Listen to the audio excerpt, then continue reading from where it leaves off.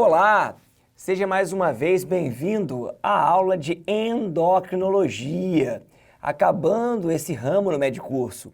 E hoje, especificamente, a nossa discussão será sobre diabetes. Esse é o tema.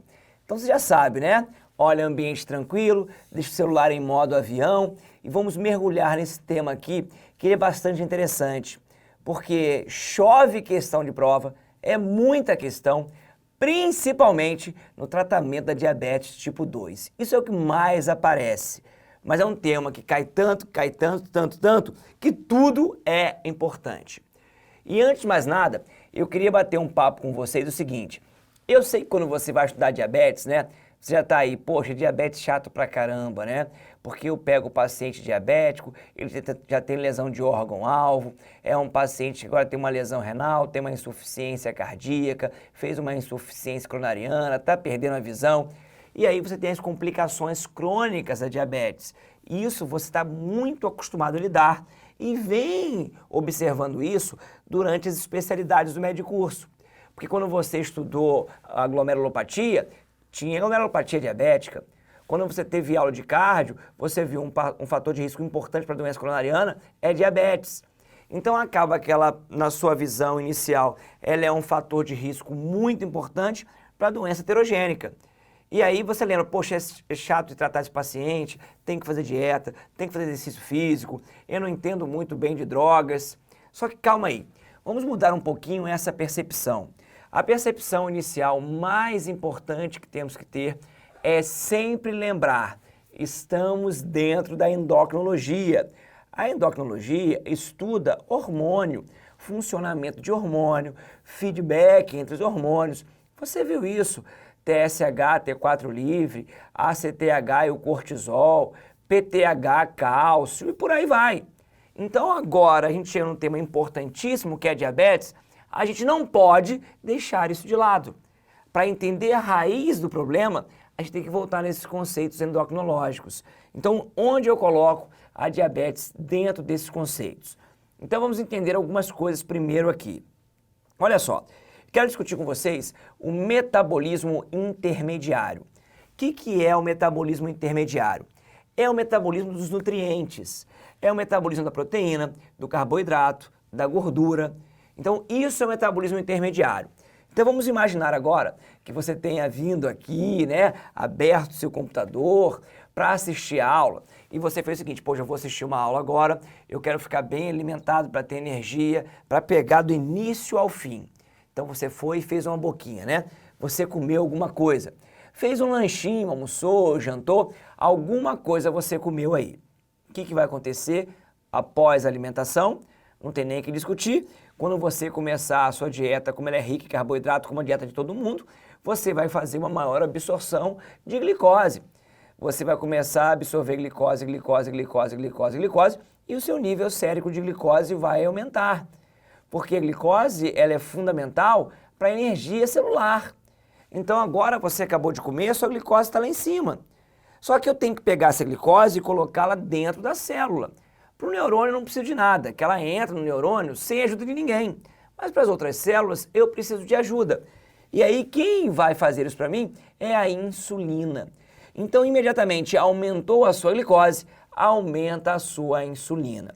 E o que a insulina faz a partir de agora? Ela vai pegar a glicose, colocar dentro da célula, que é o principal substrato energético.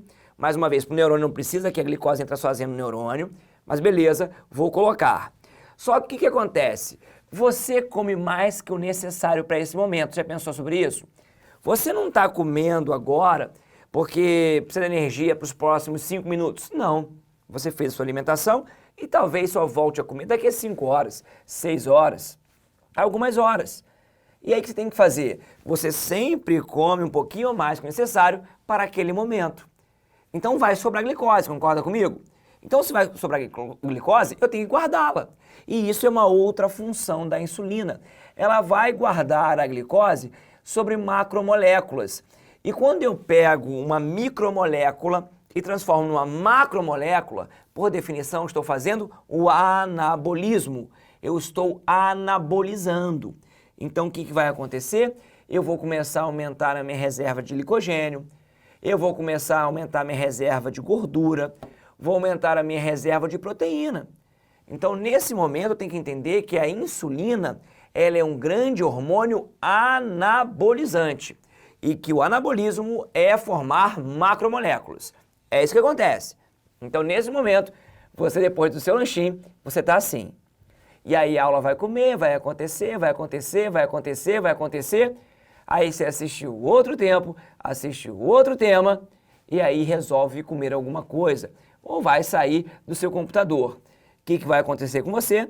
Você vai estar num período de jejum, porque vai ter um tempão que você não come nada. E aí quando você entrar no período de jejum, já que não tem glicose entrando em você, o que vai acontecer? A glicose vai cair. E o controle da glicose, lembra da relação? Olha, a glicose trabalha com quem? Estimulando quem? A insulina. Se aumenta a glicose, aumenta a insulina. Se diminui a glicose, vai diminuir a insulina. A insulina despenca. Porque eu não tenho que anabolizar mais nada, eu estou em jejum, eu não tenho substrato. Como é que eu vou ter que um aumento de insulina? Não vou ter.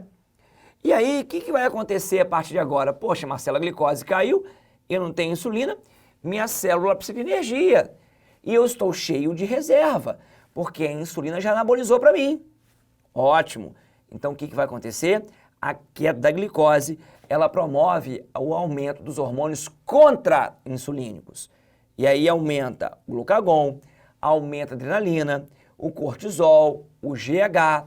E esses hormônios agora vão promover o catabolismo. O que acontece a partir desse momento? Eu vou pegar macromoléculas e transformar em micromoléculas. Então, olha só o que eu tinha guardado. Eu não tinha um glicogênio guardado? Beleza, eu vou pegar o glicogênio, vou quebrar o glicogênio em glicose. Vou começar a aumentar o nível sérico de glicose para poder ter glicose para minha célula. É isso que vai acontecer. Eu vou pegar a proteína e vou quebrar a proteína. E vou quebrar a gordura. Então, vou fazer proteólise e lipólise. E aí, através da gliconeogênese, eu tenho precursores que não são carboidratos e estou transformando em carboidrato. Então, eu consigo transformar a proteína e gordura em glicose. Mas aqui, nós temos um ponto bastante interessante. Essa quebra exagerada de gordura, só de gordura, uma lipólise exagerada, além de fornecer para a gente a glicose, ela fornece também a presença de corpos cetônicos. Ela aumenta a quantidade de corpos cetônicos circulantes. Então, eu quero que você guarde algumas coisas em relação a esse slide. Esse slide bobinho aí, né? Poxa, muita coisa ele mostra pra gente. Quer ver um detalhe interessante? Quais são os sintomas da hipoglicemia? Como é que o paciente com hipoglicemia se apresenta? Taquicárdico, sudoreico, pálido, ansioso. Por que ele fica assim? Olha aqui comigo, pessoal, quem é que aumenta quando a glicose cai? Aqui, ó, a adrenalina. Por isso, os sintomas adrenérgicos de quem tem hipoglicemia. Então, qualquer diagnóstico diferencial entre situações que aumentam a adrenalina, eu tenho hipoglicemia. Eu tenho feocromocitoma, tenho a tireoide, lembra? Eu tenho as crises de ansiedade e tenho também a hipoglicemia. Outra coisa marcante, olha só, você quer manter o seu peso corporal, você que está malhando, está forte pra caramba, quer manter o seu músculo, não dá para ficar muito tempo em jejum, né? Porque se você ficar muito tempo em jejum, você vai fazer o catabolismo. E aí você vai quebrar a proteína, vai perder o seu músculo. Por isso, quem tem dieta da musculação, forte pra caramba, de 3 em 3 horas, tá comendo uma barrinha de proteína, tá se alimentando. Para não poder, olha só, senão acaba perdendo proteína. Outra coisa marcante sobre esse slide aqui, olha só, jejum exagerado, reparem bem isso, leva à formação de corpos cetônicos. E já guarde um conceito, corpos cetônicos são, em sua maioria, substâncias ácidas. Guarde bem isso aí. Agora, com isso em mente, trouxe para você a fisiologia aí da questão do metabolismo intermediário. Eu te pergunto, e a diabetes? Onde está a diabetes? Aí você vai falar, poxa, Marcelo, diabetes? Poxa, diabetes é o paciente que está cheio de glicose, né? Então, ele cheio de glicose, a glicose por um longo período, né? Acaba levando a agressão e lesão, estresse oxidativo da membrana basal que eu tenho dos vasos, fazendo um espessamento de vaso, aterogênese de vaso, lesão de órgão-alvo e tal. Fala assim, beleza, esse conceito você guarda, ele está certo, mas nesse momento, te apresentando a diabetes como uma doença endócrina, mais uma vez, lembra comigo que o problema dela vai ser um problema hormonal. No caso, por definição, dentro da questão hormonal, o que é que seria a diabetes? A diabetes não é o aumento da glicose, gente. Esqueça isso. A diabetes, por definição, é isso aqui, ó. É a diminuição da insulina. Lembra? O hormônio cai. E aí, gente, o que vai acontecer então em termos fisiopatológicos? Defina para mim diabetes. Diabetes não é queda da insulina? Quem tem queda da insulina? Quem está em jejum. Então, diabetes é o paciente que se apresenta em jejum. Isso que é um paciente diabético. É isso que você tem que guardar. Então, eu te faço pergunta simples e você não tem que mais ter essa dúvida. Olha a pergunta que eu te faço. Diabetes, engorda ou emagrece? Me responda rápido. Aí você vai lembrar que a maioria dos diabéticos que você conhece, a maioria é obesa. Aí tá na cabeça que diabetes engorda. Não, diabetes não engorda. Se diabetes é igual ao jejum, diabetes tem que fazer o quê? Emagrecimento. Diabetes, ela emagrece. Você vai ver durante a aula que o aumento de peso leva a diabetes. Não a diabetes causa um aumento de peso. Então, a partir de agora, você tem que ter essa noção aqui, tá? Diabetes, mais uma vez, jejum. Jejum, queda da insulina. Agora, quando eu trabalho com a queda da insulina, eu posso ter uma queda exagerada, eu posso ter uma queda que seria uma queda, assim, pequena, eu posso ter, na verdade, ela em valores normais, mas ela não funcionando corretamente. Então, a partir de agora, a partir desse conceito, você tem que entender que não vai existir só um tipo de diabetes. Você tem vários tipos de diabetes. Só que agora, os dois tipos fundamentais são a diabetes tipo 1 e a diabetes tipo 2. A diabetes tipo 1 é aquele paciente que tem o chamado hipoinsulinismo absoluto. Ele não tem insulina. As ilhotas pancreáticas estão totalmente destruídas. Então, esse é o paciente diabético tipo 1. Já o diabético tipo 2, a gente tem que entender que ele tem insulina, só que a insulina ela é insuficiente, tá? Ela não funciona corretamente para aquele paciente. Entenda, ela pode estar até acima da normalidade, o que não adiantaria nada se ela não funcionar corretamente. Então, esse é o conceito que nós temos que ter. E entre essas duas, a mais comum, disparada na frente, é a tipo 2.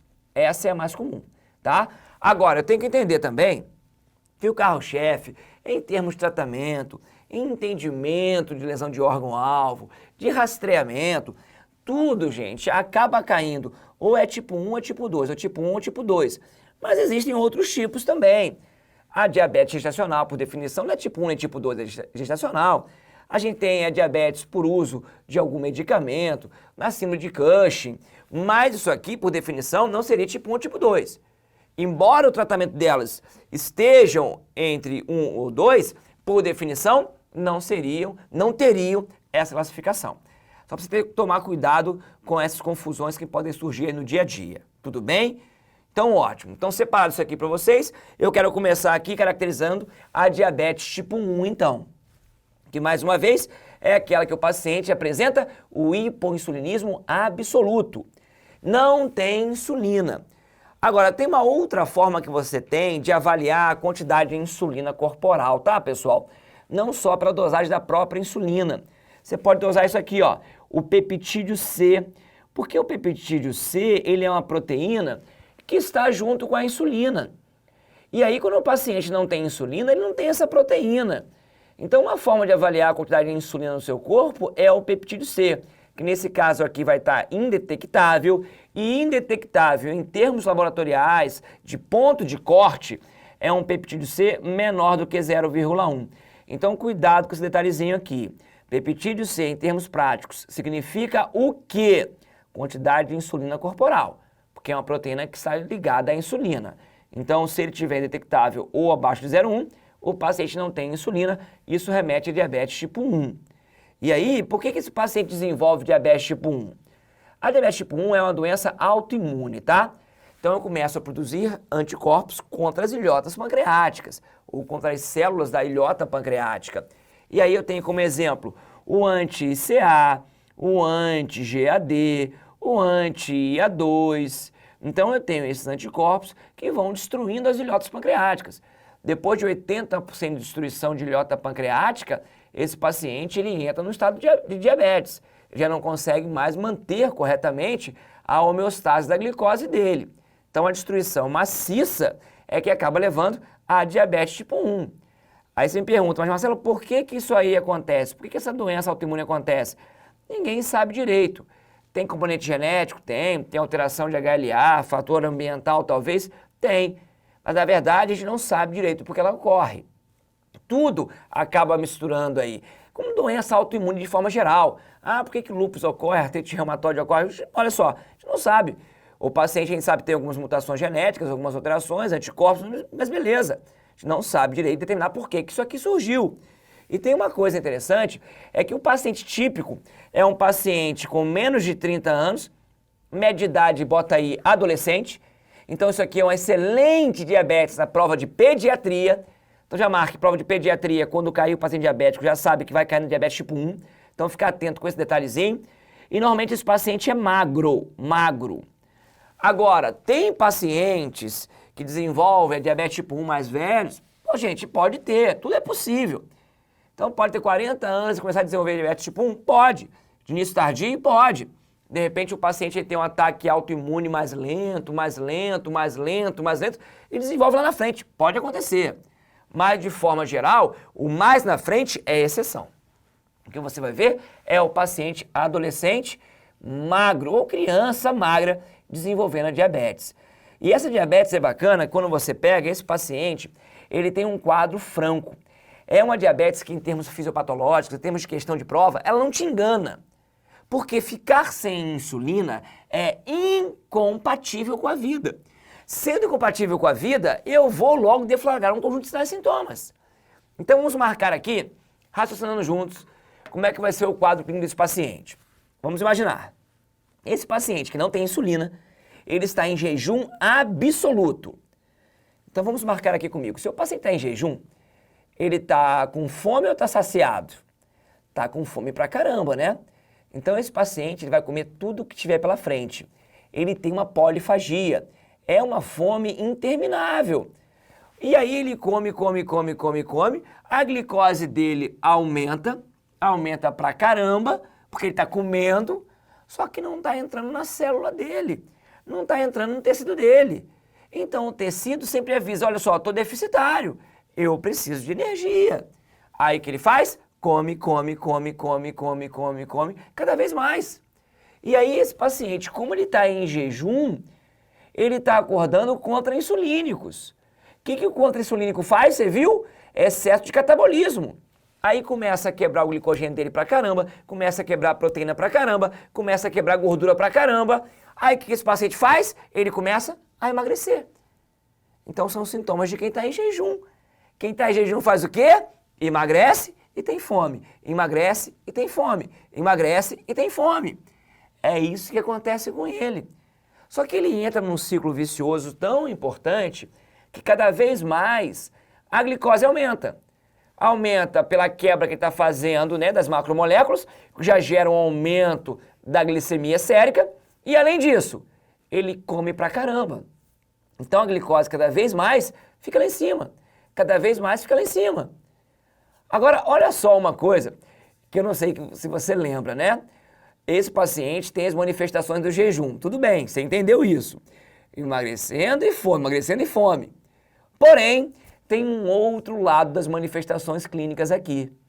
Eu não sei se você lembra da quarta aula de nefro desse ano, do Medicurso, que foi até eu que discuti com vocês, que foi a questão do equilíbrio hidroeletrolítico e ácido básico, né? Não sei se você lembra, até que foi o Rafael que falou sobre o sódio, que você tinha a osmolaridade plasmática. Lembra da osmolaridade plasmática? A osmolaridade plasmática é igual a 2 vezes o sódio, mais glicose sobre 18, mais ureia sobre 6. Espera aí, de novo. 2 vezes sódio, mais glicose sobre 18, mais ureia sobre 6. Poxa, se a glicose está subindo, subindo, subindo sem parar, o que acontece com a osmolaridade desse paciente? A osmolaridade sobe. Então esse paciente fica hiperosmolar, porque a segunda substância mais importante no controle da osmolaridade é a glicose. A primeira é o sódio, a segunda é a glicose. Então se a osmolaridade sobe, ele fica hiperosmolar, o que esse paciente sente? Sede. Sede, sede, sede, sede, sede. Vai beber toda a água do mundo. E essa água acaba que não vai para o tecido, porque o plasma está hiperosmolar. Aí o volume arterial efetivo dele aumenta. Aí o glomérulo filtra mais. Se o glomérulo filtra mais, ele produz mais filtrado. Conclusão, ele urina mais.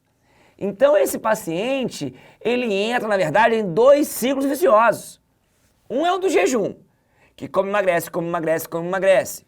E o outro ciclo vicioso é da hiperosmolaridade, que ele vai beber água pra caramba e vai fazer xixi pra caramba, vai urinar pra caramba. Então ele tem polidipsia e poliúria, polidipsia e poliúria, polidipsia e poliúria, polidipsia e poliúria.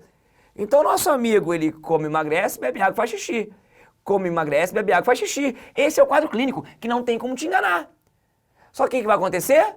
Eu não te falei que é incompatível com a vida? Por que é incompatível com a vida? Porque vai produzir muito corpo cetônico.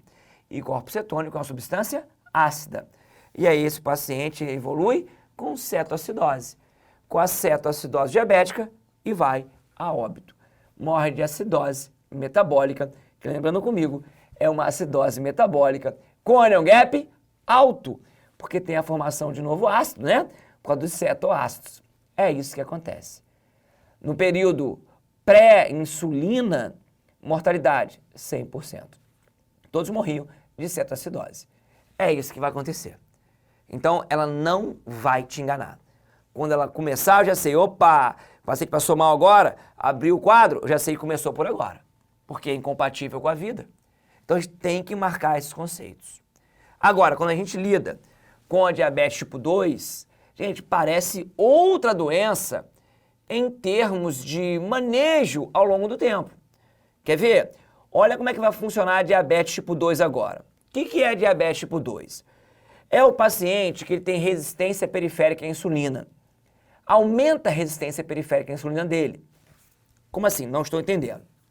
Da seguinte forma, a insulina ela é um hormônio que vai atuar nos seus receptores para poder ter ação.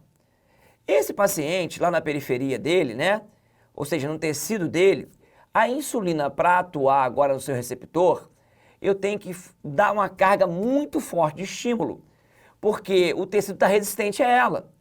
Então agora, eu que precisava de X insulina para funcionar, eu ia lá, produzia X insulina e funcionava. Esse paciente, a partir de agora, não. Para a insulina funcionar, eu quero 2X. Aí ele vai, como o pâncreas não trabalha no limite, ele vai e aumenta a produção de insulina em 2X. Aí ele vai, não, agora eu quero 3X de insulina aqui para poder funcionar. Não tem problema. O pâncreas vai, não trabalha no limite, entrega 3X de insulina. Não tem problema algum, vamos fazer isso. Só que tem um momento, nesse paciente, que o pâncreas fadiga, que o pâncreas não consegue manter a alta produção de insulina para a resistência periférica que está acontecendo. Aí esse paciente fadigado agora, o pâncreas não aguentando, olha só, eu quebro o balanço, resistência, quantidade que eu produzo. A resistência está em 3x, eu estou produzindo 2x,5. Poxa, estou até mais que o normal, mas não é o suficiente. Eu comecei a fadigar. E essa fadiga, ela é uma constante. O pâncreas cansa realmente. Ele ficou hipersaturado. Daqui a pouco eu vou produzir 2x, daqui a pouco 1x,5, x, até terminar. Então, quando ele entra numa fadiga, ele vai até o final, até parar de produzir insulina. Então, acaba que o final da história natural desse paciente aqui é o paciente que tem diabetes tipo 1. É um paciente com hipoinsulinismo absoluto. Mas isso anos para acontecer, décadas para acontecer. O importante é você entender que tudo começa com o aumento da resistência e depois um pâncreas que não consegue mais acompanhar esse ritmo. E a gente já sabe por que aumenta a resistência, a gente já sabe por que tem a fadiga pancreática secretória. Por quê? É um conjunto de duas coisas. É o conjunto do ambiente e da genética. O ambiente aumenta a resistência periférica. E aí como é que o ambiente faz isso? Engordando. O paciente fica obeso, ele começa a engordar, vai aumentar a resistência periférica à insulina. E aí, por que ele fadiga? Aí entra a genética. A genética é muito importante na diabetes tipo 2, muito mais na diabetes tipo 1. Claro que a diabetes tipo 1 tem o seu componente genético, não dá para negar. Agora, a diabetes tipo 2, isso é extremamente marcante. Então você junta aqui o ganho de peso que vai acontecendo durante anos na vida do sujeito, mais a condição genética, esse paciente ele fica diabético. Então são essas duas coisas que acontecem. Aí você começa a perceber comigo o seguinte: por que a maioria dos pacientes diabéticos que você pega por aí são pacientes obesos, né? Por que isso? Olha só, porque você viu que um grande fator para aumentar a resistência periférica é a obesidade. E qual que é o principal tipo de diabetes? É tipo 2. Então não é diabetes engordando alguém, é alguém que foi engordando ao longo do tempo que acabou desenvolvendo. Agora, a boa notícia, claramente, é que uma pequena parcela só fadiga. A grande maioria de quem tem sobrepeso, obesidade, gente, nunca vai ter fadiga pancreática. E vai viver a resistência aumentada e o pâncreas sustentando a vida inteira. Alguns desses, e aí a causa genética é importante, que acabam fadigando. É isso que acontece. E aí eu tenho um paciente típico, agora é um paciente acima de 45 anos e obeso. Para dar tempo, né, para causar essa resistência, para dar tempo do pâncreas fadigar, então é uma doença que predomina em indivíduos mais velhos. Quanto mais velho for o indivíduo, inclusive, maior a incidência da diabetes tipo 2. Então isso é um importante fator aqui. Agora, claro, a gente hoje que vive uma epidemia muito grande de obesidade, cada vez mais pegando idades mais jovens, né? Então você vai ver questão de prova, não se assuste, que paciente com 15 anos de idade, já com obesidade, sempre gordinho, com diabetes tipo 2, isso vai acontecer também, tudo bem? Então, claro, assim como a diabetes tipo 1, que eu te falei, o típico é a criança, o adolescente, mas pode começar mais tarde, aqui também eu posso ter o início dela mais cedo. E isso vem se tornando realidade. Então não se assuste se na sua prova tiver um adolescente e não for diabético tipo 1, for diabético tipo 2, tá? Então só cuidado com esse detalhezinho aí. Outra coisa é em relação ao quadro clínico, para diferenciar as duas. Esse paciente, como ele passa a maior parte do tempo com insulina, inclusive acima da normalidade, né? O que acaba acontecendo? Esse paciente, ele não tem aquele quadro clínico franco. Não vai acontecer isso com ele. Porque esse paciente, a glicemia dele vai subindo devagar e sempre ao longo do tempo. Hoje é 101, daqui a um ano é 110, daqui a 3 anos é 120, daqui a 4 anos é 150, daqui a 5 anos é 180. E esses valores, gente, vamos ser sinceros, esse paciente não vai caracterizar jejum porque ele ainda tem insulina, esse paciente a osmolaridade vai aumentar pouco, talvez até beba um pouquinho mais água que o normal e faça mais xixi, mas sem sentir, que muitas vezes ele atribui por causa do diurético que ele toma para pressão ou para lesão cardíaca dele, e ele vai se mantendo. E aí, qual que é o grande problema? É que a doença está minando o vaso dele, minando o órgão-alvo dele. Então esse paciente ele fica assintomático durante anos. E se você deixar a história natural da doença acontecer, vai abrir o quadro com complicações. Complicações macrovasculares, como exemplo, o IAM, esse DAP aqui, olha só, é a doença arterial periférica, tá? Amputa um membro, por exemplo, um AVE, ou então até microvasculares, a retinopatia diabética, a neuropatia diabética, a nefropatia diabética. É assim que você acaba fazendo o diagnóstico. E aí esse paciente ele acaba morrendo, né, de complicações, ou com o passar do tempo que ele vai terminar toda a insulina dele, acaba sendo incompatível e ele faz uma cetoacidose. Mas normalmente, né, Sua grande preocupação com esse tipo de paciente tipo 2 são as complicações, são as lesões de órgão-alvo. Maravilha! Marcou bem isso aí? Ok? Então vamos lá, volta aqui comigo. Então, como vamos fazer o diagnóstico de diabetes? Onde estamos na aula? Só para você entender. Eu te expliquei onde a diabetes se encontra na fisiologia, né, que é o metabolismo intermediário. Te expliquei a questão do hormônio, lembra que diabetes é falta de insulina, né? A falta pode ser numérica ou a falta que não funciona, por causa da resistência periférica aumentada, lembra disso? Aí discutimos que ela é o jejum, então. Aí eu te mostrei que tem diversos tipos e completei os tipos com um quadro clínico. Então agora chegou a hora do diagnóstico. E aí como é que eu vou diagnosticar diabetes? O que eu tenho? Eu tenho valores absolutos. Então como é que vai funcionar aqui? Vai funcionar da seguinte maneira.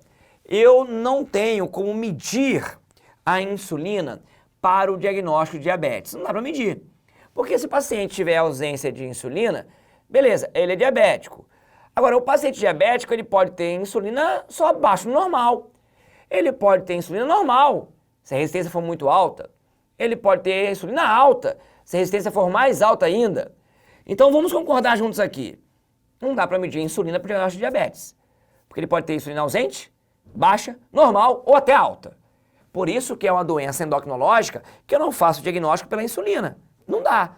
Diferente do cortisol, diferente do T4 livre, que é a tiroxina, diferente disso, aqui não tem jeito. Aqui eu tenho a obrigação de avaliar, então, o funcionamento da insulina. E como é que eu avalio o funcionamento da insulina? Através do substrato que faz o feedback, que tem relação com ela, que é a glicose, que é a glicemia. Porque se a minha insulina começar a não funcionar, eu não consigo guardar a glicose. A glicose, cada vez mais, ela vai subir. A função da insulina diminui a glicose, então eu vou avaliar através do produto de interação da insulina, que é a glicose. E a glicose é um valor numérico, você está vendo aqui, ó. Glicemia de jejum maior ou igual a 126.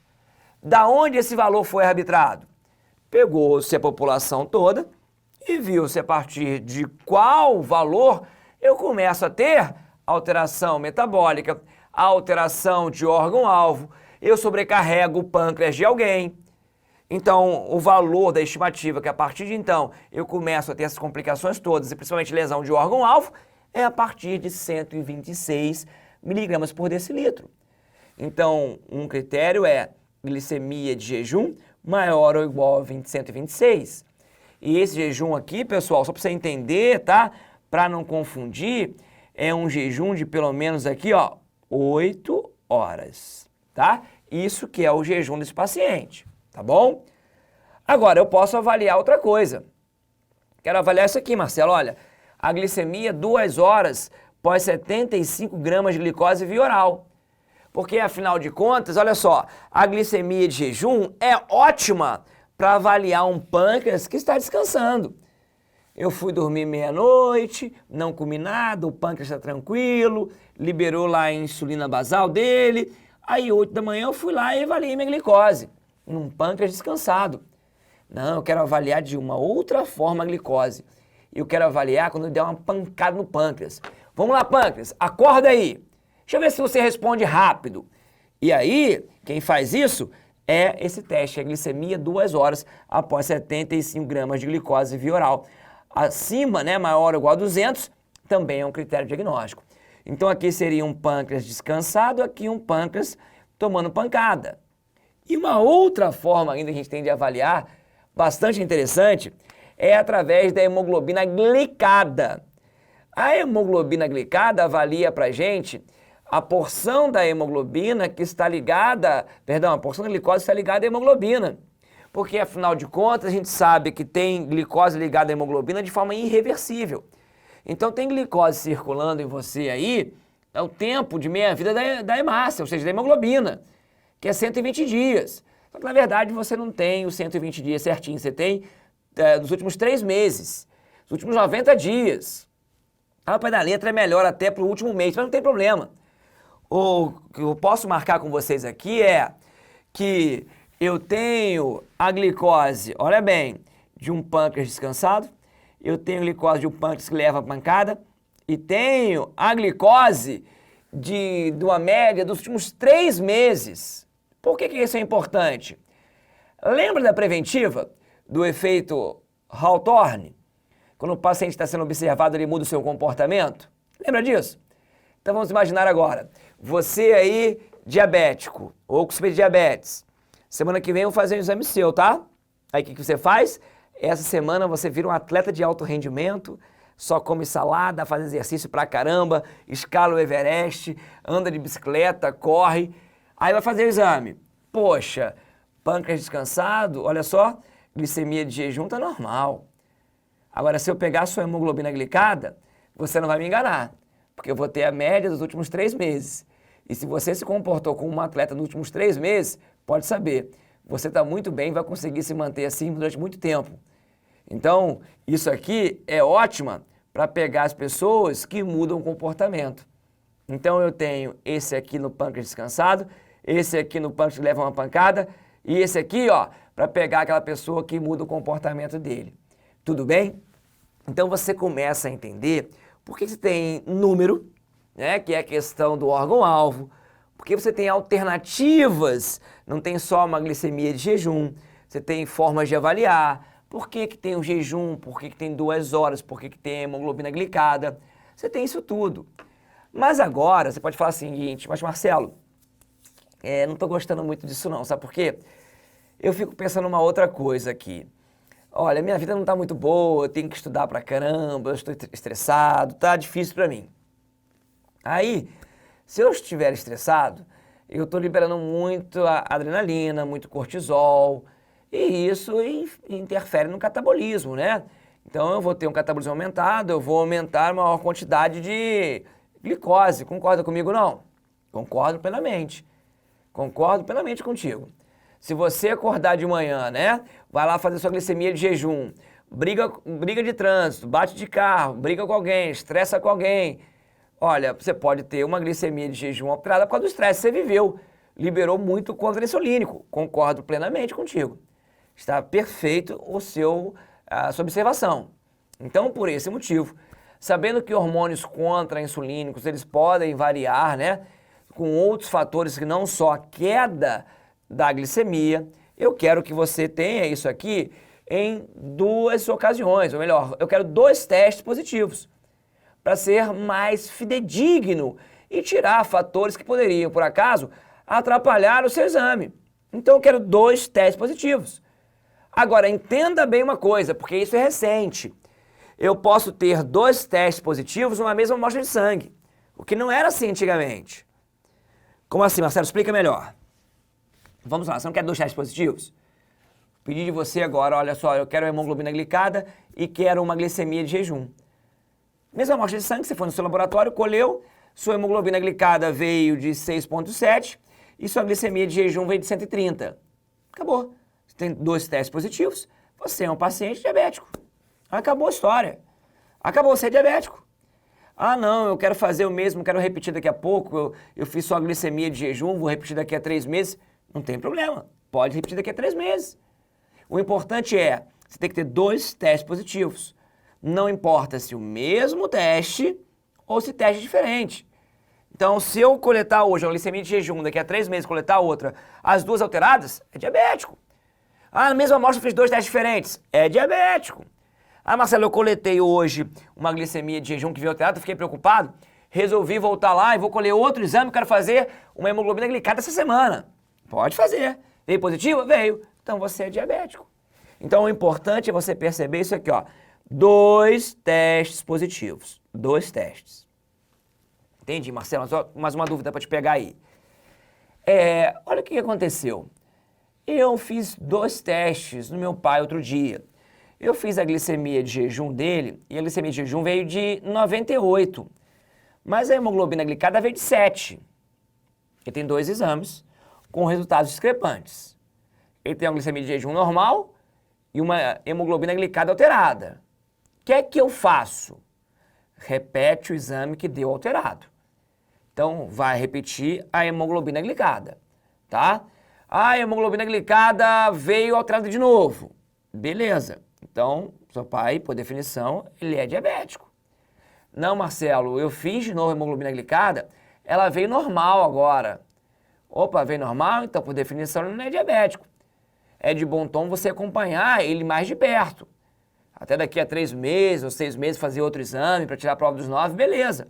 Mas se você repetir o exame e ele vier normal, ok. Fica tranquilo em relação a isso nesse primeiro momento. Tudo bem? Percebemos isso? Agora, olha só uma coisa também que eu posso discutir com vocês aqui. Você pode estar pensando aí. Poxa, Marcelo, eu estou pensando aqui com meus botões.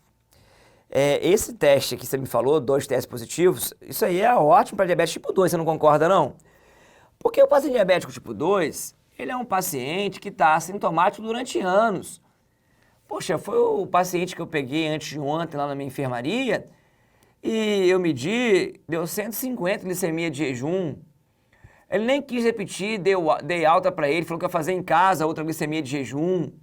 Ótimo, sem estresse, né? Ele pode fazer isso. 150 glicemia de jejum vai mudar o que a vida dele nesse momento? Nada, nada. Agora pensa bem um paciente em cetoacidose diabética. Esse paciente chega para você, uma criança de 14 anos de idade, com uma glicemia de 400, em acidose metabólica, com onion gap aumentado, cheio de corpos cetônicos. Aí você olha para ele e vai falar o seguinte, não posso falar que isso é uma cetoacidose diabética ainda, porque eu preciso de 2 exames para esse paciente, o laboratório fechou, amanhã a gente colhe de novo, volta para casa, faz a hemoglobina glicada para a gente confirmar o diagnóstico. Faz sentido isso? Não faz sentido algum. E eu sei que tem pacientes diabéticos que têm um quadro clínico franco e que não podem esperar, né, se dar o luxo, vou esperar um pouquinho, vou usar daqui a 3 meses, semana que vem dose de novo. Não. Lembra do diabetes tipo 1, que é compatível com a vida. Então você tem a obrigação de acrescentar critérios que, de certa forma, peguem também esses pacientes de forma rápida. Então o que você tem? Tem isso aqui, ó, uma glicemia maior ou igual a 200 com sintomas de diabetes em uma amostra aleatória. Como assim amostra aleatória? A amostra aleatória é uma amostra que não respeita jejum. É você que está assistindo a aula aí agora e você é muito sugestionado e fica assim, meu Deus do céu, acho que eu estou com diabetes. Estou comendo pra caramba, estou emagrecendo, estou bebendo bastante água, fazendo xixi toda hora. Estou diabético, estou diabético, estou diabético, estou diabético. Aí você dá o pause, vai pro laboratório, colhe uma glicemia de jejum, perdão, a glicemia, tá, venosa, não é glicemia capilar para entrar aqui, tá, gente, glicemia venosa. Faz uma glicemia venosa e vem de 250. Olha só, você respeitou o jejum? Não. Você tinha acabado de comer. Respeitou alguma coisa? Não. Eu simplesmente cismei e fui lá medir minha glicemia. Então, isso, por definição, é um teste aleatório. Não respeitou o jejum. Você tem sintomas? Tem. E você tem mais de 200 glicemia aleatória? Tem. Então, por definição, você é diabético. Aqui, só precisa de um teste. Um só. Não precisa de 2. Aqui eu preciso de 2. Aqui eu preciso de um teste só. Tudo bem? Então você tirou aquele problema que você tinha anteriormente em relação ao diabético tipo 1. Então muito cuidado com essa questão da glicemia aleatória. Ok? Então vamos seguir, que tem mais conceitos ainda. Agora tem uma coisa interessante, que é o seguinte. Você está aí assistindo a aula também, acabou de entrar no celular aí disfarçadamente, para avaliar o laboratório que você colheu de glicemia de jejum do seu avô, por exemplo. Aí você está olhando, está preocupado com o seu avô, e você acabou de ver que a referência da glicemia de jejum não é glicemia de jejum menor que 126, o normal, e acima de 126, o paciente diabético. Não é isso. Você acabou de olhar aí pelo valor de referência e observou que uma glicemia de jejum normal é menor do que 100. Isso que é o normal. Não é menor do que 126. Então nós temos um gap aí, entre 100 e 126. Então o que está acontecendo, Marcelo? Porque eu estou preocupado aqui, porque deu 107 do meu avô. E ele não é normal. Mas ele também não é diabético. Onde ele se encontra? É aí que tá, pessoal. Você pode ter isso aqui, ó, o estado pré-diabético. É aquele paciente, vamos marcar assim, seguindo a preventiva, é aquele paciente que segue a história natural da doença. Então ele começa de um jeito, daqui a pouco ele tem um quadro pré-doença, daqui a pouco ele entra na doença. E daqui a pouco a doença fica refratária. É a mesma coisa aqui. Numa história natural da doença, seria o paciente que estaria para entrar em diabetes. E para a gente, em termos epidemiológicos, isso é muito importante. Porque já que é um paciente que tem grande chance de virar diabético, e na verdade, em termos práticos, dependendo da idade dele, ele vai acabar se tornando um paciente diabético, eu tenho que entender que é o momento que eu consigo, gente, interromper a sequência de eventos que culminam na diabetes. E eu sei já hoje em dia que esse paciente, eu consigo tratá-lo sem medicamento. Eu consigo voltar com ele com a glicemia normal. E de repente esse paciente nunca vai se tornar um paciente diabético. E a gente já sabe também hoje em dia que o pré-diabético já é fator de risco para lesão em órgão-alvo. Então, em termos práticos, esse paciente, assim como o paciente diabético, ele pode fazer lesão em órgão-alvo, vai fazer lesão em órgão-alvo. Só que o diabético, por definição, tem que tratar com medicamento. Esse aqui, não preciso. Eu sou capaz de tratar só com mudança de hábito de vida e dieta. Então, olha que coisa boa, eu tenho um marco da doença que eu consigo paralisar a história dela. Daí vem um conceito do pré-diabético, que vai preencher os seguintes critérios. Glicemia de jejum entre 100 e 125, só que eu tenho 3 formas de diagnóstico.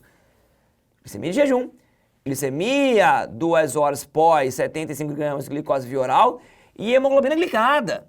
Então eu vou botar aqui, ó, glicemia também 2 horas pós 75 gramas de glicose via oral entre 140 e 199.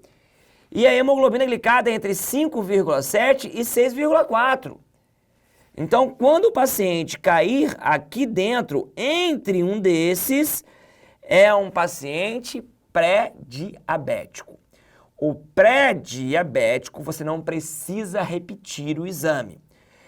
Quem vai ter que ter 2 testes positivos é o diagnóstico de diabetes.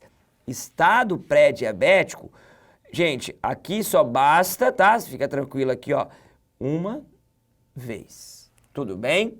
Uma vez só, tá? Agora, tem uma observação aqui muito importante que eu vejo aparecer em prova. Qual que é a observação importante? É quando você cai aqui, ó.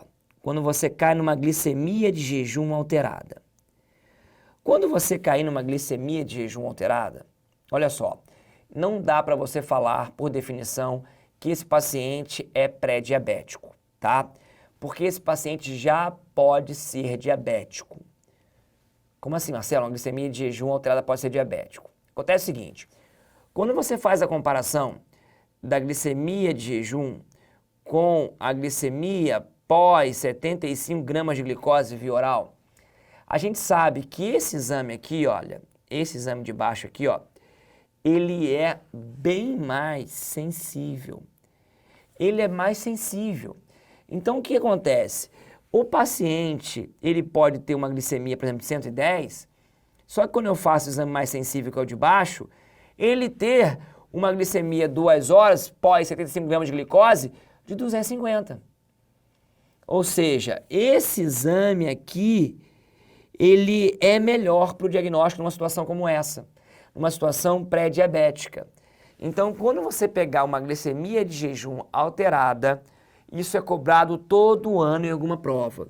Não classifique esse paciente em estado pré-diabético antes de observar a glicemia pós 75 gramas de glicose via oral. Tudo bem? Marquem bem esse conceito aí, tá? Então, ótimo. Marcelo, olha só, eu entendi isso tudo, mas eu estou com uma outra dúvida aqui agora. Sabe qual que é a dúvida? Eu entendi os princípios do diagnóstico, eu tenho que guardar esse número? Tenho que guardar. Eu entendi porque que existe o pré-diabético, entendi conceitualmente, vou decorar esse número.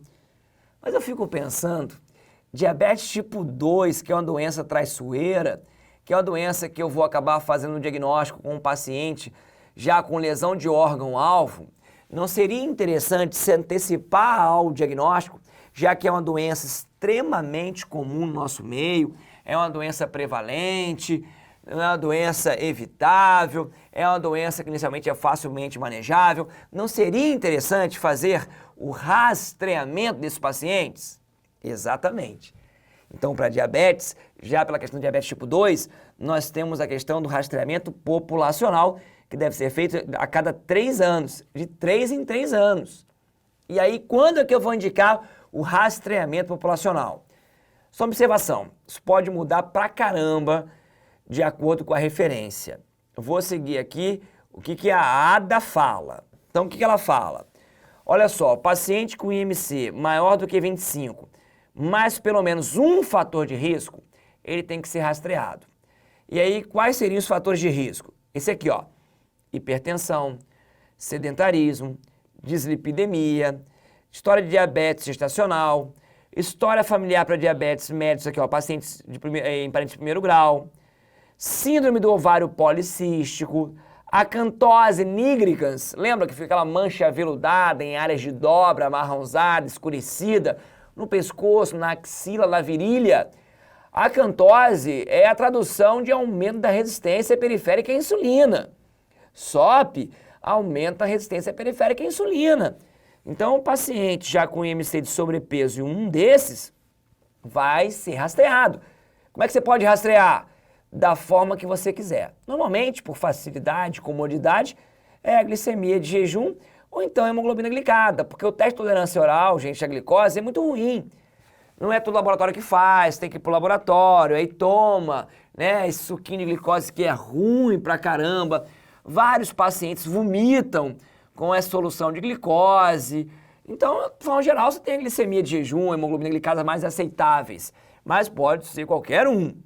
E aí, pensa você aí, você que está se dedicando só ao estudo, só estudo, não saio mais de casa, né, quarentena, preso no malho, seu IMC está acima de 25, você é sedentário, né, o seu pai ou sua mãe tem diabetes tipo 2, já sabe, você com 24 anos, 23 anos, pode fazer seu rastreamento, tá? Ou então, uma outra indicação, idade a partir de 45 anos. Tá? Independente de qualquer coisa, idade acima de 45 anos, também vai fazer o rastreamento populacional. E mais uma vez, você é capaz de encontrar programas diferentes. Estou seguindo o que mais aparece em prova, que é o da ADA. Beleza? Marcadinhos aí? Ah, Marcelo, em relação ao diabetes tipo 1, né? Porque isso aí me fala para diabetes tipo 1, porque é uma doença autoimune, ela tem normalmente um quadro franco. Correto, hoje em dia tem se discutido muito dosar anticorpos em grupos de pacientes jovens, né, com alguma história de doença autoimune, fazer anticorpos, e tem estudos pegando pacientes com anticorpos positivos e fazendo uma imunomodulação para ver se os pacientes não desenvolvem diabetes no futuro. Isso está sendo estudado sim, gente, mas por enquanto, em termos oficial, você não tem nada de fazer, né, população em massa ou em pequenos grupos, estudo ainda com anticorpo para avaliar diabetes tipo 1. Mas talvez no futuro chegue esse ponto de você avaliar algumas populações, né, com anticorpo para ver o risco de diabetes e de repente até conseguir tratar precocemente para evitar uma destruição de célula pancreática. Beleza? Mas por enquanto, o que nós temos de rastreamento é isso aqui. Ok? Então, aqui comigo, por favor. Sobre o diagnóstico de diabetes, assinale a alternativa incorreta, de baixo para cima. Em assintomáticos, testes de triagem positivo devem ser repetidos antes de fazer um diagnóstico definitivo? Sim. Você faz um teste de triagem, uma glicemia de jejum, vem alterada. Beleza, você já é diabético? Não, você tem que repetir, lembra? 2 testes positivos. Correto. C, a hemoglobina glicada e a glicemia de jejum são os testes mais fidedignos e convenientes. Sim, convenientes, como eu te falei. O teste de tolerância oral à glicose, o paciente às vezes não gosta muito, vomita, não consegue fazer. Correto, correto. Letra B, em indivíduos com mais de 65 anos, a prevalência de diabetes é aproximadamente 25%. Sim, lembra que eu te falei? Que quanto mais velho, maior é a prevalência de diabetes. Beleza? Letra A intolerância à glicose é caracterizada por glicemia de jejum entre 100 e 125 E hemoglobina glicada entre 5,7 e 7,4? Não, 6,4 aqui. Olha a pegadinha. Então, resposta alternativa A. Um paciente de 42 anos, advogado, hipertenso, obeso e sedentário, durante check-up anual apresentou glicemia de jejum de 112 e uma hemoglobina glicada de 6%. Ele nega a história de diabetes na família e faz uso de hidroclorotiazida, atenolol e olanzapina. A sua conduta é, olha só, glicemia de jejum alterada, preste atenção, que esse paciente apresenta. Eu vejo aqui, a hemoglobina glicada dele é diagnóstico de diabetes? Não. Então, quando o paciente tiver uma glicemia, lembra que eu falei? De jejum alterada, ele não tem diagnóstico de diabetes. Qual seria o próximo passo? Teste de tolerância oral à glicose. É isso que eu vou fazer. Então, o que eu tenho que fazer? Iniciar tratamento? Não. Solicitar glicemia pós-prandial? Não. Solicitar um teste oral de tolerância à glicose. É o que eu vou fazer. Acabou a história. Então, resposta letra C. Segue comigo. O diagnóstico de diabetes mellitus pode ser estabelecido quando o indivíduo apresenta glicemia de jejum maior ou igual a 100? Não, o diagnóstico de diabetes não é maior ou igual a 100, maior ou igual a 126. Glicosúria, não utilizamos glicosúria nem fructosamina, fora. Glicemia de jejum maior ou igual a 126, ou glicemia 2 horas após sobrecarga de glicose via oral maior ou igual a 200, ou hemoglobina glicada maior ou igual a 6,5. Gente, perfeito isso aí. A crítica que nós fazemos à questão é porque não tem, olha só, 2 testes. Essa é a crítica, vamos ver se tem coisa melhor, né? Glicosúria não é o diagnóstico e glicemia de jejum maior que 115 também não é o diagnóstico. Então, olha só, melhor resposta, alternativa C. Então, muito cuidado para não brigar com questão na prova, tá? Ah, recurso. Não, vai na melhor e marca isso aí. Homem de 62 anos inicia acompanhamento de saúde em uma unidade de saúde da família, referindo-se ser diabético desde o falecimento de sua esposa. Há 3 anos, quando, em seus exames de rotina, sua glicemia estava 130. Ele disse que o médico, na época, lhe prescreveu metformina e desde então usa essa medicação, tendo os exames sempre normais. Além disso, controla a alimentação e faz exercícios. Agora, queixa de tonteira eventual, sua glicose 76 e hemoglobina glicada 5,5. Considerando o diagnóstico do tratamento de diabetes, é correto afirmar que... Vamos lá, gente. Esse paciente, ele faz uma glicemia única quando a esposa falece de 130. Poxa, tinha um momento estressante da vida, foi o falecimento da esposa, aumentou o cortisol, aumentou a catecolamina, contrainsulínicos, aumentam a glicemia.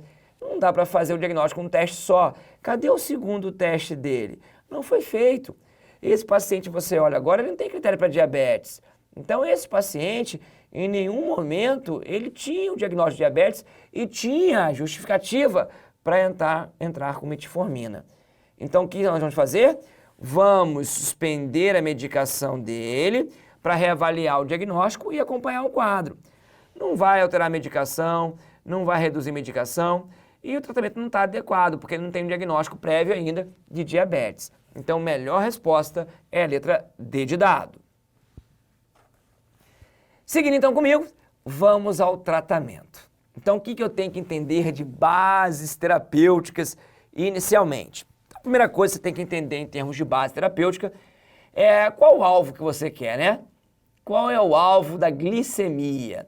Então, o alvo para a gente, o mais importante, né? Porque é aquele que vê a média dos últimos 3 meses, é a hemoglobina glicada. Eu quero uma hemoglobina glicada abaixo de 7%. Você vai ver que em algumas situações você quer abaixo de 6,5, outras 7,5. Gente, aí viram situações de exceção para grupos populacionais, né, específicos. A gente tem que entender que, em termos práticos, quanto mais baixo você colocar a hemoglobina glicada, maior é o risco de hipoglicemia. E hipoglicemia é uma complicação praticamente certa nos pacientes que fazem uso, por exemplo, de insulina. Então, eu quero esse valor aqui para não errar com o paciente, porque a gente sabe que a hipoglicemia ela pode ser bem mais danosa para o neurônio do que a hiperglicemia. Então, tem que ficar atento em relação a isso. Agora, eu posso avaliar também meu paciente com glicemia capilar. O diagnóstico foi a glicemia sérica, sangue venoso. Eu posso avaliá-lo e acompanhá-lo pela glicemia capilar. E aí a glicemia capilar, né, furando o dedinho do paciente, eu queria uma glicemia capilar pré-prandial em torno de 80 e 130 e uma pós-prandial abaixo de 180. Então o que você acaba fazendo? Quando você pega um paciente diabético tipo 1, isso é mais importante, né, porque ele não tem insulina alguma, e você dá a insulina exógena para ele, o ideal é que você tenha a hemoglobina glicada, dosada a cada 3 meses, tá, de acompanhamento, 3 a 6 meses para acompanhar, e esses pacientes terem a sua glicemia capilar medida antes do café, antes do almoço, antes do jantar e antes de dormir. Seria o mínimo adequado para quem tem diabetes tipo 1, porque tem que fazer um controle estrito, né, com a insulina exógena, tá? O ideal num mundo maravilhoso era que o paciente fosse medido antes do café, depois do café, antes do almoço, depois do almoço, antes da janta, depois da janta e antes de dormir. Só que a gente sabe que isso é inviável. Então, pelo menos antes das refeições e antes de dormir, tá de bom tamanho o paciente diabético tipo 1. Porque imagina bem, você pega um paciente diabético tipo 1, né, no qual você calcula o alimento com a insulina que ele vai tomar, e esse paciente diabético tipo 1, ele vem sempre com uma hemoglobina glicada alta. Só que a hemoglobina glicada dele está alta por um problema específico no almoço. Não era na janta que tinha que mexer, não era no café que tinha que mexer, não era antes de dormir, era no almoço dele. Então isso facilita a gente o manejo. Aí acerta o almoço, a hemoglobina glicada fica ok. Então, para o paciente diabético tipo 1, o ideal é que você tenha esses dois. O diabético tipo 2, você não precisa fazer um controle muito intenso com a glicemia pré-prandial e pós-prandial. Isso aí entra mais para casos selecionados e pacientes que aí sim iniciam tratamento com a insulina. Então isso aqui seria o ideal, marcar bem, para todo mundo que faz uma insulinização plena, seria o ideal para avaliar. E aí seria o diabético tipo 1 e o diabético tipo 2 em fases mais avançadas, tá? Mas um diabético tipo 2, por exemplo, com hipoglicemia antioral, bem controlado com hemoglobina glicada, não precisa ficar preocupado em ficar avaliando glicemia capilar toda hora não, tá? Então isso aqui que eu quero de alvo e as questões vão te cutucar com isso, tudo bem? E aí vamos começar aqui, tratamento de diabetes tipo 1. Diabetes tipo 1, eu vou fazer a insulinoterapia. Vou tratar com insulina. Então a primeira coisa que eu te falo é a dose. Qual dose de insulina que a gente vai fazer? A dose é de 0,5 a 1 unidade por quilo dia. Essa é a dose que o paciente vai fazer. Então, por exemplo, você que está aí agora e tem 60 quilos, vai fazer de 30 a 60 unidades por dia de insulina. Então, esse é o seu cálculo, tá? Esse você precisa. Agora, eu tenho que entender que a insulina tem a minha vida. Eu vou aplicar uma insulina subcutânea, mas ela tem a minha vida dela. E como é que eu vou entender como é que é a fisiologia, já que é um hormônio dependente da glicose? E a glicose, ela aumenta depois que eu como. E quando eu estou em jejum, ela vai despencar, teoricamente. E se eu fizer insulina em jejum, o paciente vai entrar em hipoglicemia, pode entrar em coma hipoglicêmico. Então eu tenho que entender isso aqui, ó. Como é que a insulina funciona no seu corpo? Então o que nós temos? Nós temos que marcar que ela tem 2 eventos. 2 períodos, melhor falando. Eu tenho o período pós-prandial da insulina, quando eu tenho um pico da insulina, para coincidir com o aumento da glicose que você acabou de comer, e eu tenho uma secreção basal, para ficar ali basal, para sempre contrabalancear o efeito dos contra-insulínicos, para manter o seu nível sérico de glicose normal enquanto você estiver em jejum. Então é o seguinte, eu tenho a secreção basal, comi, pico, acabei de comer, volta, basal, pico, não acabar de comer, volta ao normal. Então eu tenho que entender que quando eu for repor a insulina no paciente diabético tipo 1, eu tenho que respeitar isso. Eu tenho que respeitar uma insulina para funcionar aqui, ó, pico em pico, que funcione logo depois que eu coma, e eu tenho que ter uma insulina que emite a secreção basal. Ou seja, eu tenho que ter um tipo de insulina que quando eu aplique, ela funciona rapidinho, para imitar isso aqui. eu tenho que ter um tipo de insulina que quando eu aplique, ela dure o dia inteiro, para imitar isso aqui, ó, o basal. Então, a gente didaticamente divide as insulinas em dois grupos. Eu tenho as de ação rápida e as de ação lenta. Então, você tem que saber, porque esse tipo de classificação adora aparecer em prova. Então, vamos olhar aqui comigo, pessoal. Olha como é que vai funcionar isso aqui. Vamos montar uma tabela rápida aqui, ó. Tipos de insulina. A insulina, o início de ação dela e a duração. Aqui as rápidas e aqui as lentas. Então, vamos lá. Insulina de ação ultra rápido. Exemplo, lispro, asparte e a glulisina. Começa a fazer efeito em torno de 4 minutos e chegam a durar 4 horas. Mas quando lidar com ação ultra rápida ou ação rápida, o que me importa é isso aqui dela, ó.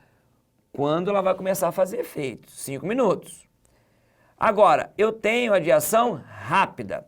A de ação rápida é a regular, que você vê muito no SUS, que você vê no seu hospital, é a insulina regular.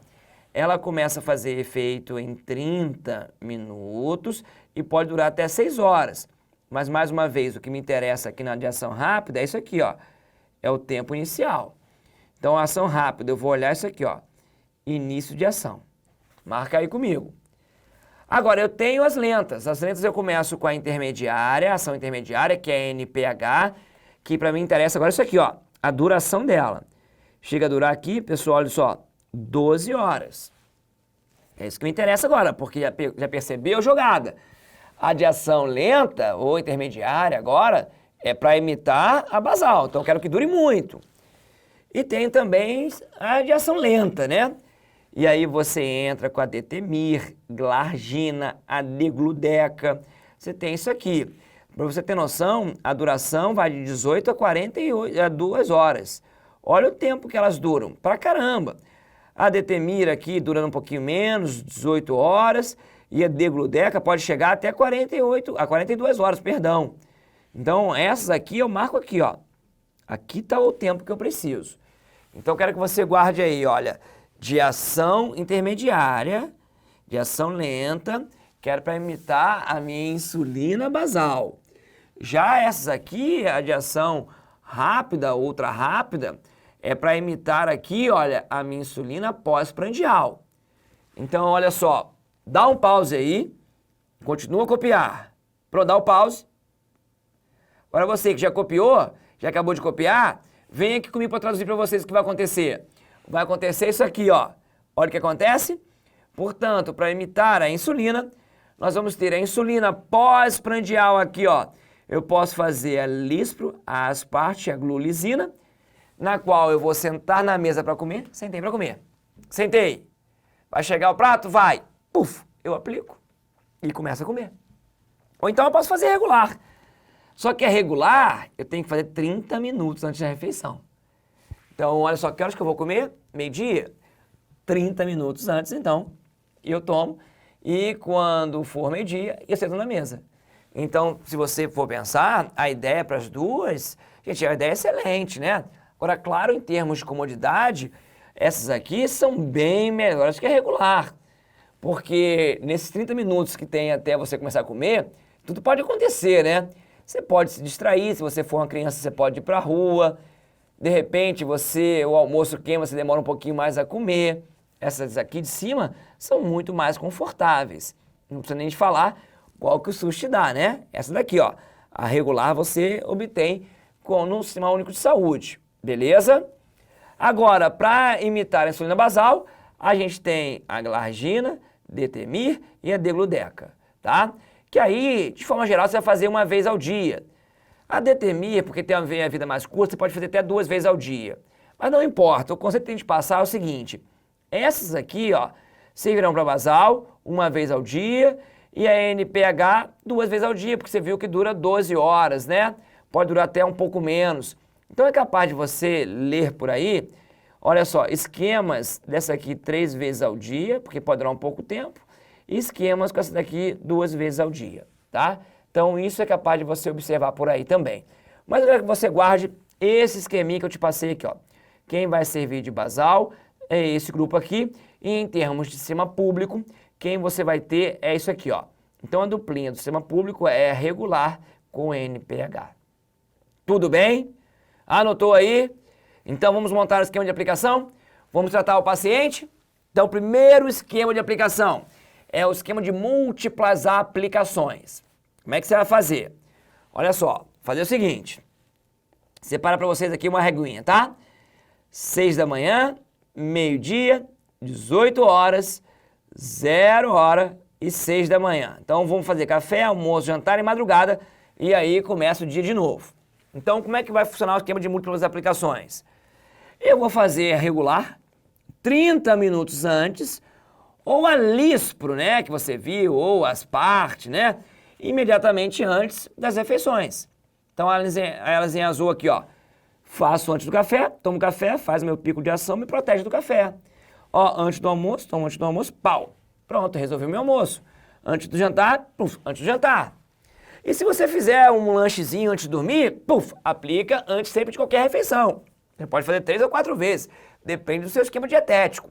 Então, no geral, 3 vezes. Beleza. Agora, poxa, Marcelo, e aquela insulina basal, que sempre tem que estar mantida, porque daqui a pouco isso aqui vai desaparecer, daqui a pouco vai desaparecer, eu tenho a madrugada inteira. Ótimo. Então, você fez 3 aplicações aqui com a reação rápida, pensando que você tem 3 refeições por dia, e vai fazer aqui, por exemplo, a glargina 1 vez ao dia, ou a NPH 2 vezes ao dia. Pronto. Pode ser determine 2 vezes ao dia? Pode. Também poderia entrar aqui. Degludeca 1 vez ao dia? Pode também. Esquemas. O importante é você pegar a ideia. Essa é a ideia. E aquele paciente, mais uma vez, né, que tem a questão de diabetes tipo 1, que está fazendo isso, avalie antes das refeições e antes de dormir a glicemia capilar dele. Pronto. Então, eu acho que não tem muito mistério, não, você perceber esse esquema aqui, né? É um esquema que você pode trabalhar tranquilamente aí e avaliar. Ah, não estou satisfeito, eu faço quanto de insulina? Porque a insulina, Marcelo, você falou que é 0,5 a 1 unidade por quilo. E aí, como é que funciona isso? Bom, você acabou de perceber comigo que, por definição, qualquer paciente diabético em insulinização plena não tem como fazer só um tipo de insulina. Não existe isso, né? Porque tem que imitar a basal e tem que imitar a pós-prandial. Então, pelo menos 2 insulinas ele vai tomar. E aí, o que eu tenho? Aquele valor que eu te dei anteriormente, 0,5 a 1, gente, é a soma de todas as insulinas, tá? Então, você vai calcular aqui, olha, a glargina, a lispro, a soma das duas tem que dar de 0,5 a 0,1 unidade por quilo. E você faz mais ou menos isso aqui, ó. Você divide a dose metade para insulina rápida e metade para lenta. É o que você vai fazer. Então, por exemplo, você calculou aí, Marcelo, tem paciente que pesa 60 quilos. 60 quilos? Vamos fazer uma unidade por quilo, então? 30 para rápida e 30 para lenta. Pronto. Então, eu vou fazer 30 de glargina. Acabou. É que eu vou fazer 30 de NPH. Acabou. Agora, vou dividir certinho aqui, ó, 10, 10 e 10? Não. Depende da refeição. Eu posso ter maleabilidade, eu posso botar um pouquinho mais aqui se eu comer mais aqui, um pouquinho menos aqui se eu comer menos aqui, e assim por diante. O importante é você entender que você vai fazer 30 para rápida e 30 para lenta, igual a NPH.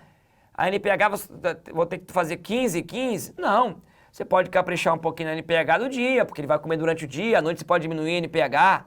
O importante é você entender a divisão das doses. Isso é importante, tá? Agora, tem um esquema que é um esquema clássico, muito antigo, gente, que é um esquema de 2 aplicações, que é um esquema criado para facilitar a vida do paciente, que é um esquema que diminui muito o custo. Custo de seringa, custo de medicamento, custo de aplicação, de agulha, que é um esquema que você utiliza a regular mais a NPH na mesma seringa, com a mesma aplicação. Você tem essa apresentação das 2 juntas, você pode ter as 2 juntas na mesma seringa. E aí é um esquema interessante porque não é um esquema que você vai respeitar a fisiologia do paciente, igual você viu o anterior, que você respeitava o almoço, respeitava o basal. Não. É um esquema que o paciente ele acaba tendo que respeitar a vida média da insulina. É isso que vai acontecer. Então, olha como é que vai funcionar. Da seguinte maneira. Olha só. Na mesma seringa, você vai fazer a regular mais a NPH. Então, botei aqui para você em azul, aqui eu vou botar a regular, aí vai tomar a regular pode chegar a durar 12 horas. Então, você vai fazer a regular vai cobrir o paciente no café da manhã até antes do almoço. Só que na mesma seringa, tem também aqui em roxo a NPH. E a NPH vai começar a fazer ação aqui, vai fazer o pico na hora do almoço e vai cobrir o paciente até a hora da janta. Então, olha que interessante. O paciente tomou as duas aqui, juntinha, na mesma seringa, e a regular serviu para cobrir o café da manhã e a NPH o almoço. Agora, esse paciente, ele não pode falhar o horário. Tem que ser um paciente extremamente regradinho. Então, tem que tomar o meu café da manhã às 6 horas, tem que almoçar meio-dia, porque se perder isso, esse paciente pode fazer hipoglicemia. Porque eu estou contando com o meu almoço meio-dia aqui, eu tomei uma NPH cedo. Então, a gente não pode bobear quanto a isso. Aí, chegou no jantar, acabou a ação da regular e da NPH. Aí, eu vou repetir de novo. Regular mais a NPH. A regular vai cobrir aqui, o jantar dele. E a NPH vai cobrir a madrugada dele, acabando antes do café da manhã. E aí, o ciclo se perpetua. Então, são duas aplicações, regular e NPH, lidando especificamente com a meia-vida delas e sabendo o pico delas. Então, é um esquema que, tradicionalmente, ele adora aparecer em concurso. Aparecia também pra caramba, porque avaliava se o aluno tinha noção do tempo da insulina, do pico de ação dela, quando ela terminava. Então, isso, gente, adorava aparecer.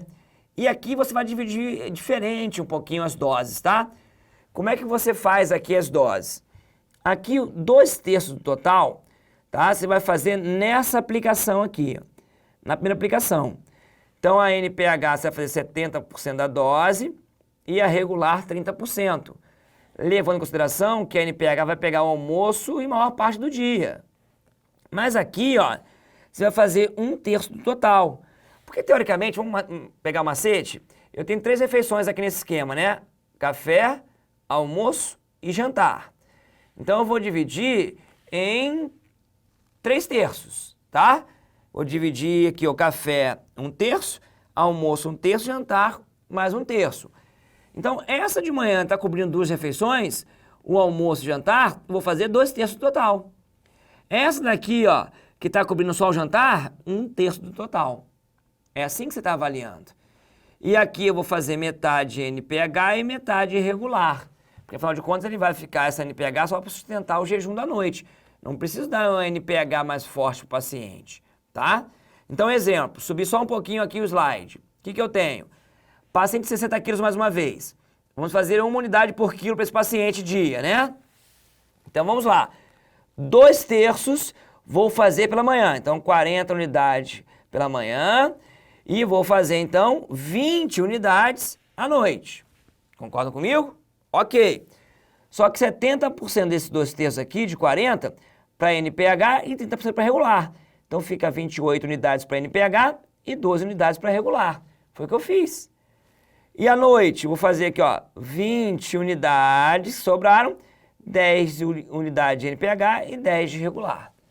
Nunca vi aparecer na prova montar esquema de dose. Nem para o esquema anterior que eu te mostrei, que foi o esquema de múltiplas aplicações, nem para esse esquema tradicional aqui de 2 aplicações. Mas a gente não sabe, né? Tem prova prática, tem entrevista, e podem te mandar montar um esquema. Então, só para saber quando você vai montar o esquema, como é que vai funcionar. Então, lembra do macete que o outro esquema de múltiplas aplicações, meio a meio, e aí você trabalha as doses do jeito que você quiser entre as metades. E aqui não, aqui você tem que dividir em 3. 2/3 de manhã, porque vai cobrir 2 refeições, e 1/3 à noite, porque vai cobrir uma refeição. Tudo bem? E a partir de agora, eles começam a complicar para você esse esquema. Como é que eles complicam esse esquema? Preste atenção aqui comigo. Eles vão querer que você avalie isso aqui, ó. A glicemia pré-café da manhã, pré-almoço, pré-jantar e antes de dormir. Eu não te falei que essa glicemia capilar aqui não seria ideal para ser avaliada nos pacientes com insulinização plena? Então você vai reparar que as provas, quando lidam com o paciente tipo 1 ou tipo 2 em insulinização plena, elas te entregam essas glicemias. E a partir desse esquema aqui, você percebe quem controla o quê. Então, por exemplo, quem é responsável para a glicemia pré-café da manhã? Pré-café da manhã, tá aqui, ó, antes do café da manhã. Quem toma conta da glicemia pré-café da manhã? Não pode ser a que você aplica de manhã. Porque vou cuidar a partir do café. Antes do café é quem acaba nele. Quem que acaba antes do café? Efeito de quem? NPH. Então a NPH da noite é quem toma conta do pré-café da manhã. E a partir de agora você vai fazer tudo com todas as outras. Sempre quem está acabando é responsável pela pré-refeição. Sempre quem acaba ali. Então, pré-almoço, quem que acaba antes do almoço é a regular da manhã. Até porque a NPH eu quero é pro almoço, não é para o pré-almoço. Pré-jantar, quem acaba antes do jantar? NPH da manhã. Antes de dormir, quem está acabando antes de dormir? A regular da noite, perdão. Então, eles vão te dar essa glicemia, essa glicemia, essa glicemia e essa glicemia, e vão te dar essa aqui alterada. E vão te falar assim, ó, mexa aí na insulinoterapia dele. Em qual insulina você vai aumentar? Qual que você vai aumentar a dose ou vai diminuir a dose? Já sabe, nessas aqui. Sempre em quem está acabando. E aí, dentro desse conceito todo, onde eles mais gostam de apertar? Eles mais gostam de apertar bem aqui, ó. Bem aqui, ó. Bem na pré-café da manhã. Aqui que eles gostam de apertar. Por que na pré-café da manhã? Por que na glicemia matinal? Por quê? Porque aqui eu posso ter dois efeitos fisiológicos que eles vão pedir para você diferenciar na prova. Que seria o fenômeno do alvorecer, que seria uma manhã desprotegida de um pico circadiano de hormônios contra-insulínicos, como o GH e o cortisol. Ou então é o efeito Somogyi, que seria uma hiperglicemia matinal devido a uma hipoglicemia de rebote da madrugada. Se interroga se existe isso aqui, isso é teórico. Pra gente não faz diferença. Na prova não tem teoria, isso aqui aparece. Então vamos avaliar bem uma coisa aqui, pessoal. Olha só, como é que funciona o fenômeno do alvorecer? É o seguinte, como eu te falei, quando dá por volta de 5, 6 da manhã, você tem um pico de hormônios contra-insulínicos. Até para te acordar, né? E aí entra GH, entra cortisol, entra catecolamina. O que vai acontecer a partir de agora?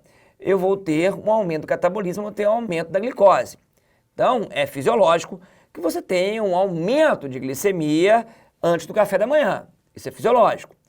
Agora, imagina você que faz uso de insulina, a insulina vai acabar aquela hora e você tem picos de hormônio controlador. O que vai acontecer? Você pode fazer uma hiperglicemia matinal. Chamaria de fenômeno do alvorecer. A conduta aqui, se isso estiver acontecendo, é aumentar um pouco a dose da NPH noturna, né? Aumenta a NPH noturna e você vai resolver o seu problema. Esse paciente, ele vai ficar melhor. Então vamos anotar aqui, ó, aumenta a NPH da noite. Pronto. Não tem problema nenhum. Vou proteger. Acabou a situação. Agora, Marcelo, e o efeito Somogyi, né? Fazendo hipoglicemia na madrugada. Por que ele faria hipoglicemia da madrugada? Porque ele está com muita NPH à noite. Muita NPH à noite, da 3 da manhã está sem comer, pico de NPH, eu tenho queda importante da glicemia. Queda importante da glicemia, acorda contra-insulínico. Aí esse paciente está cheio de contra-insulínico. Quando acaba o efeito da NPH de manhã, contra-insulínico lá em cima, ele faz uma hiperglicemia de rebote. Opa! Então esse paciente aqui, para lidar com ele, eu tenho que fazer o seguinte, eu tenho que diminuir a NPH da noite. Olha o problema que nós temos a partir de agora. Fenômeno do alvorecer. Eu preciso aumentar da noite. Mas se eu aumentar da noite, eu posso causar o efeito Somogyi. Efeito Somogyi. eu tenho que diminuir a NPH da noite. Mas se eu diminuir a NPH da noite, eu posso fazer e criar o fenômeno do alvorecer. E aí, como é que você sai dessa? Como é que você lida com isso? Gente, a melhor forma de você lidar com isso aí é passar a NPH para mais tarde. Acaba o seu problema. Por quê? Se você passar a NPH para mais tarde, olha só, vai fazer pico no café da manhã. Então você tira o alvorecer. O pico vai junto com o alvorecer. E além disso, você para de fazer hipoglicemia da madrugada. Então a melhor conduta para não errar com essa questão de aumenta a NPH, piora a outra, diminui a NPH, piora a outra, é NPH mais tarde. Agora, se você for pensar no efeito Somogyi, tá? Que é onde você pode interpretar na prova, é reduzir a NPH da noite ou fazer um lanchinho à noite antes de dormir. Então, se você for pensar em Somogyi especificamente, você poderia fazer isso aqui, ó. Acabaria com esse esquema. Pronto. Que eu tinha te falado anteriormente. É a mesma coisa aqui agora. Agora, o efeito do alvorecer, o fenômeno do alvorecer, perdão, é aumentar a NPH da noite. No mundo ideal, o que é para fazer? Acorda o paciente 3 da manhã e faz a glicemia capilar dele. 3 da manhã, como é que estamos com a glicemia capilar? A glicemia capilar está baixa, está hipoglicêmico. Então isso é Somogyi, a baixa dose da NPH noturna. Não, está alta a glicemia de madrugada. Então é o alvorecer. Pronto, aumenta a dose da NPH. No mundo ideal seria isso. Agora no mundo da prova eles vão te dar a glicemia 3 da manhã. Então para não ter erro, é isso aqui, ó. NPH para mais tarde. Tudo bem? Captamos isso aí? Captamos? Agora, no mundo ideal, no mundo maravilhoso, o esquema padrão ouro seria a infusão de insulina em bomba de infusão. Você pega aqui esse aparelhinho, coloca aqui uma insulina de ação ultra rápida, como Aspart ou Lispro, por exemplo, e aí bota um cateterzinho implantado no subcutâneo. E aí o que você faz? Liga lá o programinha, basal, ela fica secretando basal. Como ela é de ação ultra rápida, você bota baixinhas doses, como se fosse seu pâncreas secretando a sua insulina basal. Aí eu programa ela, programa do café da manhã, programa do almoço, programa do jantar. Aí aperto, você tá na mesa, aperta o botão, programa do café. Dá o pico de insulina de ação ultra rápido, depois volta ao normal, volta para basal. Vou almoçar, aperta o programa do almoço, dá o pico de ação ultra rápido, depois volta ao normal. Pronto, você tem isso. Hoje em dia é controlável até com aplicativo de celular, tem aparelhos muito bons, caros, mas muito bons. Então tem a vantagem de você não ficar mais toda hora lá, várias vezes ao dia, se picando. Agora, claro, tem problema, isso aqui pode obstruir, tem que trocar em 3 dias, tem que ter, né, o paciente tem que ter disposição para usar, fica com esse aparelhinho no lado dele, mas seria o padrão ouro. E tem até situações que você tem o pâncreas artificial. Claro, isso aqui já não é acessível para todo mundo porque é caro. E tem o pâncreas artificial também. O pâncreas artificial, o interessante é que ele mede a sua glicose constantemente, mandando aviso para o aparelho. E o aparelho secreta tanto glucagon quanto insulina, é pâncreas artificial mesmo. Então, poxa, sua glicemia aumentou porque chegou o aviso para o aparelho, ele aumenta a secreção de insulina e diminui de glucagon. Começou a querer fazer hipoglicemia, o aparelho vai lá e corrige. Aumenta a glucagon e diminui a insulina. É ótimo, né? Um mundo maravilhoso, mas ainda é aparelho que não é acessível para muita gente e aqui ainda tem muito estudo para poder fazer ele chegar na população geral, tá? O que você tem mais acesso hoje em dia seria o esquema de infusão de bomba de infusão. Tudo bem? E aí você entraria em padrão ouro. E claro, gente, pensando em pacientes sem pâncreas, sem rim, transplante de pâncreas, também são possibilidades para o paciente diabético tipo 1. Maravilha. Beleza. Então aqui comigo, por favor. Homem de 65 anos, diabético insulino dependente, em uso de insulina NPH humana antes do café da manhã e à noite. Insulina regular antes do café, almoço e jantar. Bom, nosso esquema clássico de múltiplas aplicações, sem problema.